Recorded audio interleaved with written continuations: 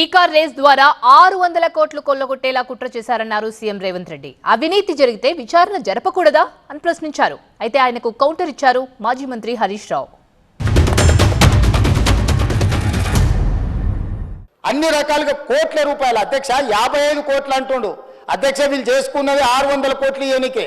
55 కోట్లు ఇవ్వగానే నేను పట్టుకున్నా అధ్యక్ష.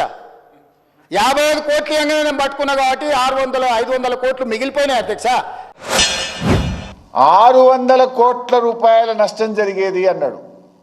పాపం రేవంత్ రెడ్డి 600 కోట్ల నష్టం కాదు, 600 కోట్ల లాభం జరిగేది రాష్ట్రానికి. గంతే, నష్టమని చెప్పిండు, లాభం జరిగేది.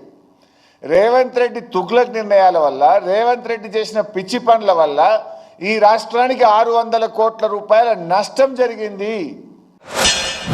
హెచ్ఎండిఏలో 100 కోట్లు విదేశాలకు తరలించి ఆ విదేశాలలో మీరు ఎట్టెట్లా వంచుకుంటురో ఎవరెవరు ఈ నుంచి నువ్వు ఎఫ్ఈఓ ఖాతాలకు పోయిందే చూపిస్తున్నావు. ఎఫ్ఈఓ ఖాతాల నుంచి లండన్లో ఎవరి ఖాతాలకు పోయినా మళ్ళీ అవతల ఎవరు తేల్చాలి అధ్యక్ష? విచారణ చేయకుండా తేలుతుందా అధ్యక్ష?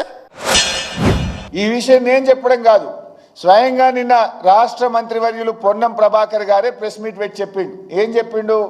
వీళ్ళు ఎక్కడ కూడా అవినీతి జరిగిందని మేము చెప్తలేము, కేవలం ప్రొసీజర్ ల్యాబ్స్ జరిగింది అని నిన్న చెప్పిండ్రు పొన్నం ప్రభాకర్ గారు.